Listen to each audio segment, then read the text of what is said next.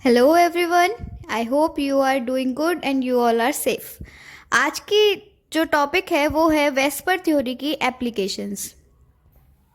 कल हमने VSEPR theory के बारे में पढ़ा था, जिसका मेन काम है कोवैलेंट मॉलिक्यूल्स की स्ट्रक्चर और शेप्स को बताना। इसमें मेनली हमने यही पढ़ा था कि लोन पेयर इलेक्ट्रॉन्स की वजह से किस तरह से जो स्ट्रक्चर है, जो आइडियल ज्योमेट्री है, वो डिस्टॉर्ट होके या चेंज होकर दूसरी शेप में बदल जाती है। अब आपको ये टेबल दिख रही होगी, ये एक सबसे इजी मेथड है हर तरीके के कंपाउंड्स की शेप, हाइब्रिडाइजेशन, स्ट्रक्चर सब एक जगह देखने का। अब इसमें क्या दिया हुआ है, इधर दिया हुआ है टाइप्स ऑफ मॉलिक्यूल, मतलब किस तरीके का मॉलिक्यूल प्रेजेंट है।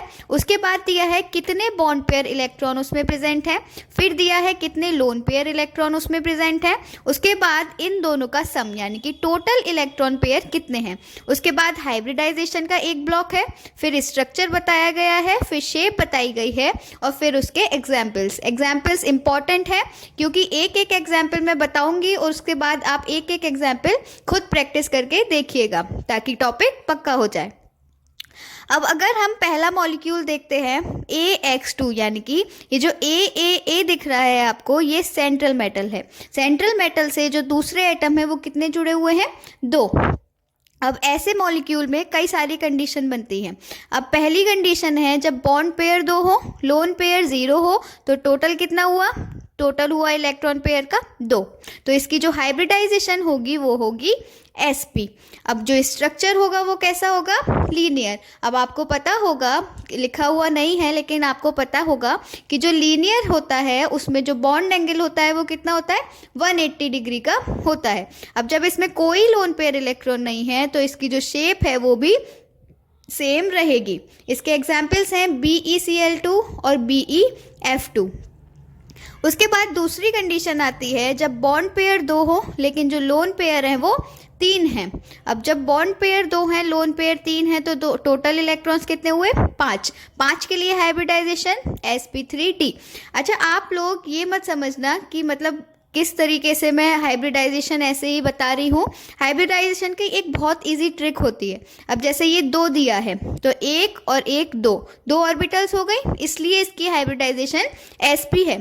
फॉर एग्जाम्पल अगर मैं देखूँ sp3d2, कितनी ऑर्बिटल्स हुई, 1 s की, 3 p की और 2 d की, यानी कि 6। इसलिए 6 के आगे मैंने sp3d2 लिखा है। इस तरीके से इस वाले नंबर पे डिपेंड करके ये सारी हाइब्रिडाइजेशन लिखी गई है। तो हम दूसरा एग्जाम्पल देख रहे थे।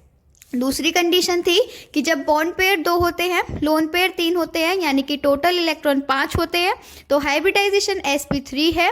और जो स्ट्रक्चर है, जो आइडियल ज्योमेट्री होती है इस हाइब्रिडाइजेशन के लिए, वो होती है TBP मानिए ट्राइगोनल बाई पिरामिडल। हर जगह जहाँ भी TBP आएगा आप समझ जाइएगा कि कौन सी स्ट्रक्चर की बात हो रही है। ऐसे ही अगर PBP आएगा तो उसका मतलब है पेंटागोनल बाई पिरामिडल।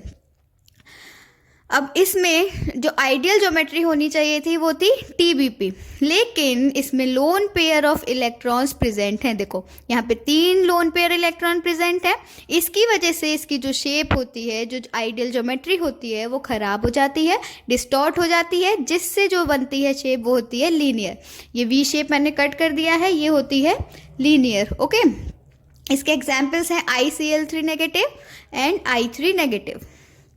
उसके बाद नेक्स्ट कंडीशन बनती है जब बॉन्ड पेयर 2 हैं और जब लोन पेयर भी 2 हैं, तो टोटल इलेक्ट्रॉन पेयर हुए 4 के लिए हाइब्रिडाइजेशन हुई sp3।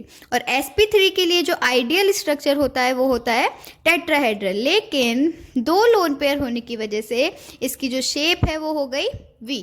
इसका एग्जाम्पल है वाटर मॉलिक्यूल। वाटर मॉलिक्यूल का स्ट्रक्चर हम आगे देखेंगे।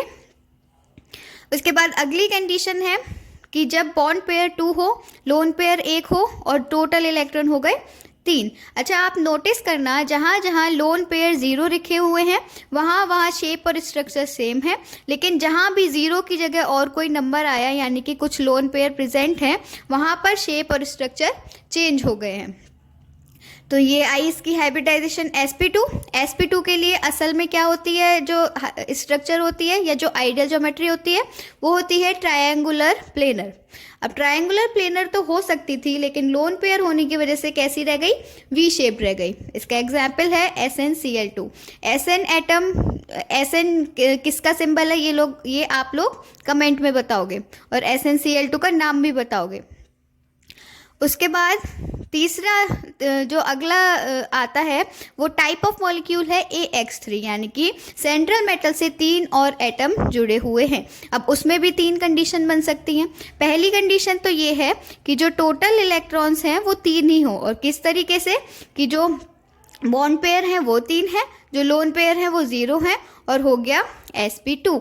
अब sp2 है, ट्रायंगुलर है, और ट्रायंगुलर का ट्रायंगुलर ही रहा। क्यों रहा, क्योंकि कोई भी लोन पेयर नहीं है। इसका एग्जाम्पल है BCl3 एंड BF3।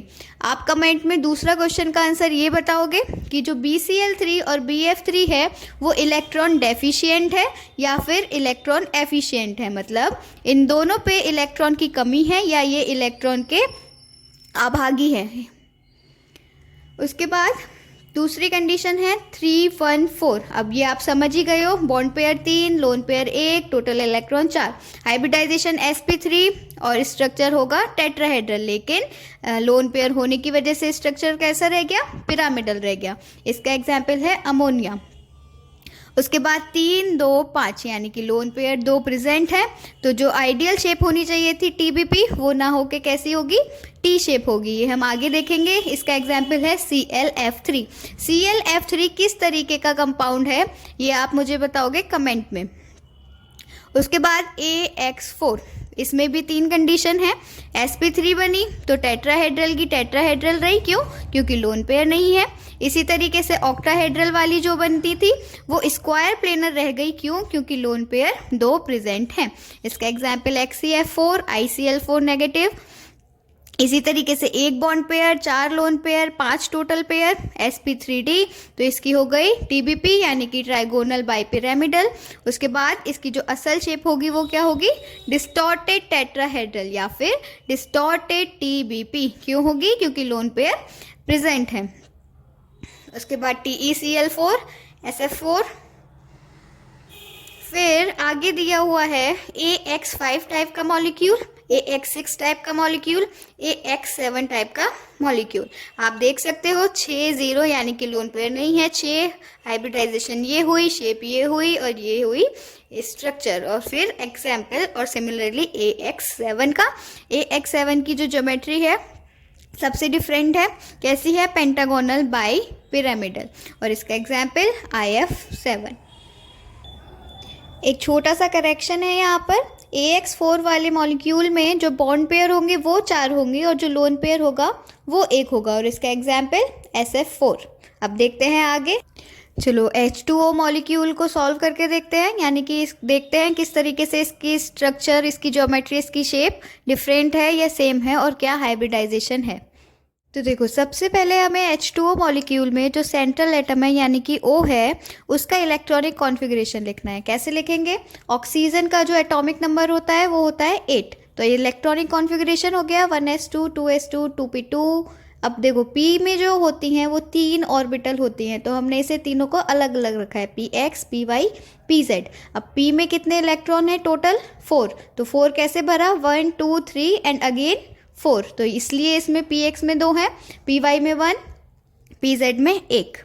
उसके बाद हमने देखा ग्राउंड स्टेट में इसकी ऑर्बिटल की कैसे कैसे ऑर्बिटल में इलेक्ट्रॉन फिल करे गए होंगे, तो 2s2 में 2, 2p4 में 4 इलेक्ट्रॉन्स हमने फिल कर दिए।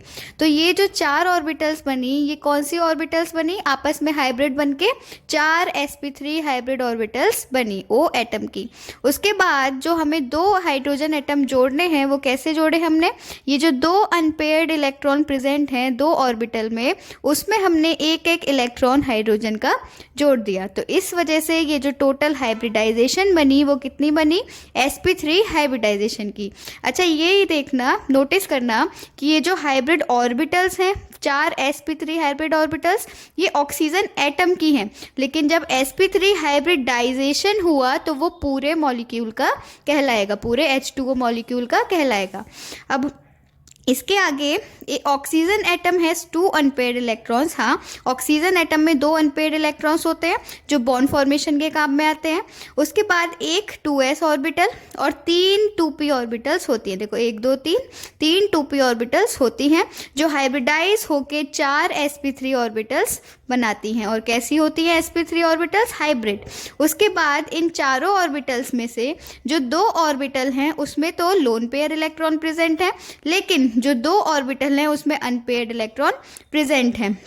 अब ये जो अनपेयर्ड इलेक्ट्रॉन होंगे ये काम आएंगे बॉन्ड बनाने में हाइड्रोजन के साथ। देखो वही हुआ है, ये अनपेयर्ड इलेक्ट्रॉन हाइड्रोजन के साथ बॉन्ड बनाने में काम आए।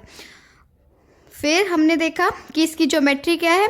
तो ज्योमेट्री में जो चारों हाइब्रिड ऑर्बिटल्स हैं वो टेट्राहेड्रल शेप में खुद को लगा देती हैं। अब जो 2 कॉर्नर हैं टेट्राहेड्रल के वो तो 2 पेयर इलेक्ट्रॉन्स ऑर्बिटल जो हैं जिसमें लोन पेयर इलेक्ट्रॉन प्रेजेंट हैं वो उससे ऑक्यूपाई हो जाएंगी, और जो 2 बचे हुए ऑर्बिटल्स हैं वो 2 बचे हुए कॉर्नर्स पे लगा दिए जाएंगे। आगे हम शेप देखेंगे तो पैटर्न समझ में आएगा।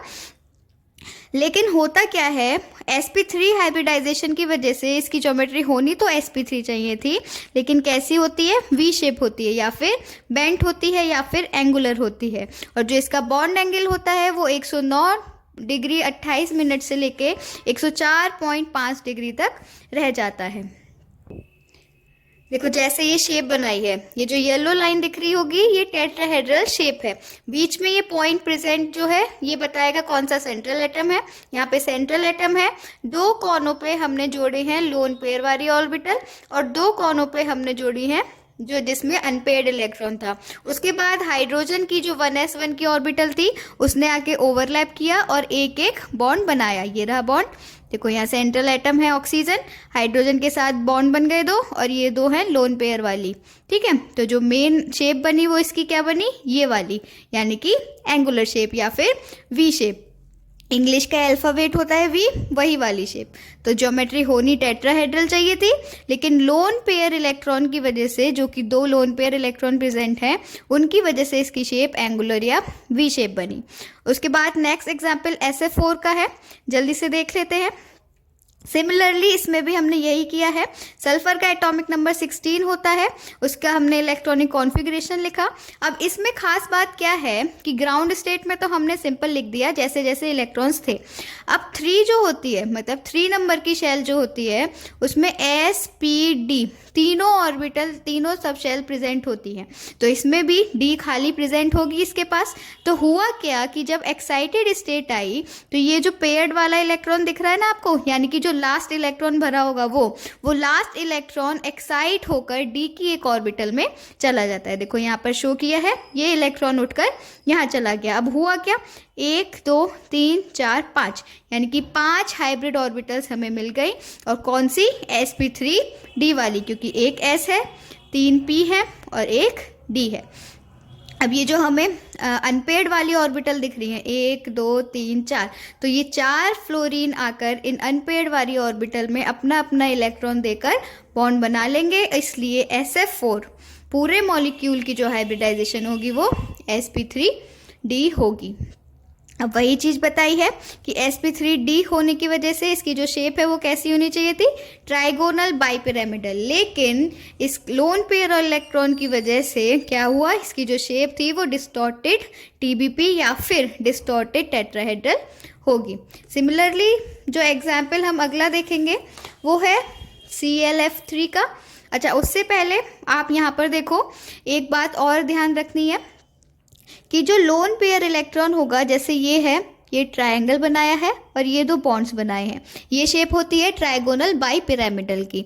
अब ये जो ऊपर को निकले हुए बॉन्ड्स है ना सीधे सीधे, ये कहलाते हैं एक्सियल बॉन्ड्स, और ये जो ट्रायंगल में आ रहे हैं तीनों बॉन्ड ये कहलाते हैं इक्वेटोरियल बॉन्ड्स। तो जो लोन पेयर वाली ऑर्बिटल होती है उसे हम इक्वेटोरियल वाली पोजीशन ही देंगे, एक्सियल वाली यानी कि जैसे ये दिखाया है ये वाली पोजीशन नहीं देंगे। क्यों नहीं देंगे?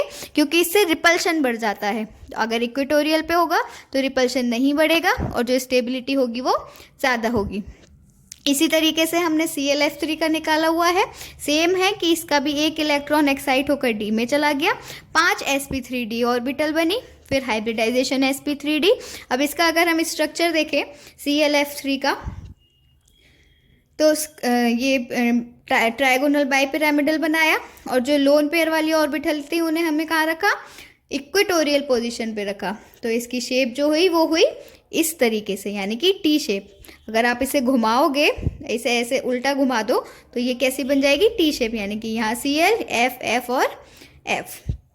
तो जो ClF3 है उसकी भी शेप डिस्टॉर्ट होकर कैसी बन गई, टी शेप बन गई।